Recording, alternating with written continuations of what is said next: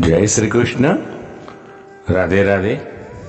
રાધે સત્સંગમાં સત્સંગનું રસપાન કરતા બધા જ આત્મીયજનો, શ્રી વલ્લભની પ્રેરણાથી પ્રેરાઈને રાધે સત્સંગમાં આજે આપણે જાણીએ કે શ્રીનાથજી બાવાની દાઢીમાં હીરો કેમ લાગેલો છે. પ્રિયજનો, એક રસપ્રદ કહાની છે, પરંતુ તે પહેલા આપે રાધે સત્સંગ ચેનલને જો સબસ્ક્રાઇબ ન કરી હોય તો સબસ્ક્રાઇબ કરશો, જેથી નિત્ય સત્સંગની જાણ આપને થઈ શકે. શ્રી ગિરિરાજ ધરણ કી જય. પ્રિય વૈષ્ણવજનો, આપણે ઘણા મંદિર વિશે જાણતા હોઈએ છીએ. દરેક લોકોના ભગવાન અને ધર્મ અલગ અલગ હોય છે.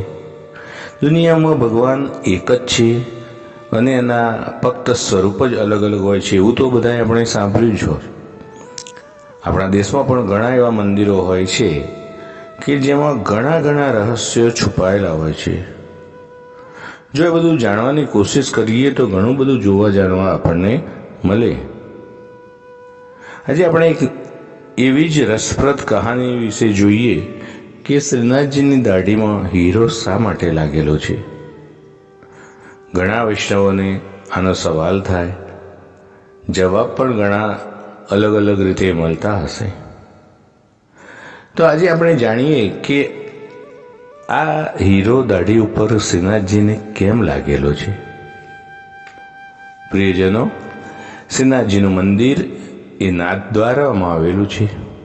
આ નાથ દ્વારા એ શ્રીનાથજી મંદિરના કારણે પૂરા વિશ્વભરમાં ખૂબ જ પ્રખ્યાત છે. દર વર્ષે લાખો કરોડો વૈષ્ણવો શ્રીનાથજીના દર્શન કરવા માટે નાથ દ્વારા આવે છે. દર્શન દરમિયાન શ્રદ્ધાળુઓ શ્રીનાથજીની દાઢીમાં લાગેલા હીરાને પણ જોવાનું પસંદ કરે છે, પરંતુ તે હીરો શ્રીનાથજી ભગવાનની દાઢીમાં શા માટે લાગેલો છે તે પાછળ એક કહાની છે. નાથ દ્વારામાં દર વર્ષે દુલંડી ઉપર સવારી નીકળે, જેને બાદશાહની સવારીના નામે ઓળખવામાં આવે છે. આ બાદશાહની સવારી ખૂબ રસપ્રદ છે. આ સવારી નાથ દ્વારામાં ગુર્જરપુરાના મોહલ્લાથી બાદશાહ ગલીમાંથી નીકળે છે. આ એક પ્રાચીન પરંપરા છે, જેમાં એક વ્યક્તિને નકલી દાઢી, મૂછ, મુગલ પહેરવેશ પહેરાવી, આંખોમાં કાજર નાખી, બંને હાથમાં શ્રીનાથજીની તસવીર આપી અને પાલખીમાં બેસાડવામાં આવે છે. અને આ સવારીની આગેવાની મંદિર મંડળના બેન્ડ વાજા વગાડીને કરવામાં આવે છે.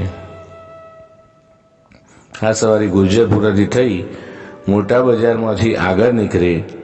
વ્રજવાસી વૈષ્ણવો આ સવારીને ખૂબ જ ગારો સંભળાવે છે, બહુ ખરાબ પણ સંભળાવે.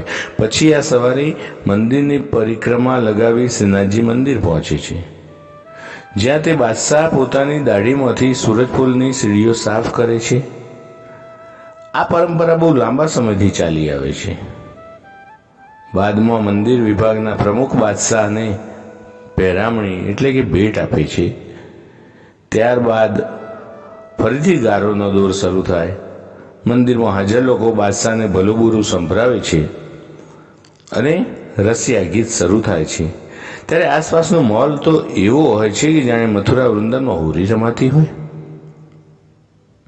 નાથ દ્વારામાં માન્યતા છે કે જ્યારે ઔરંગઝેબ શ્રીનાથજીની મૂર્તિને ખંડિત કરવા આવ્યો હતો, ત્યારે મંદિરમાં પહોંચતાની સાથે તે અંધ થઈ ગયો હતો. ત્યાં એણે પોતાની દાઢીથી મંદિરની સીડી સાફ કરી અને શ્રીનાથજીને વિનંતી કરી હતી. એ પછી જ એ ફરીથી દ્રષ્ટિ મેળવી શક્યો હતો. આ સમયે ઔરંગઝેબે પોતાની પાસે રહેલો ખૂબ જ કિંમતી એવો હીરો મંદિરને ભેટ કર્યો હતો, જે આજે પણ શ્રીનાથજીની દાઢીમાં લાગેલો જોવા મળે છે. અને બસ આ ઘટનાને દર વર્ષે બાદશાહની સવારી કાઢીને યાદ કરવામાં આવે છે. આ સવારી નાથ દ્વારા સિવાય બ્યાવર, પાલી અને અજમેરમાં પણ નીકળે છે.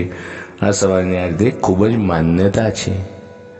તો પ્રિયજનો, આ સાથે આજના સત્સંગને શ્રી વલ્લભના ચરણોમાં સમર્પિત કરી અત્રે વિરામ લઈએ. ફરી મળીશું રાધે સત્સંગમાં નવા જ સત્સંગ સાથે. જય શ્રી કૃષ્ણ. રાધે રાધે.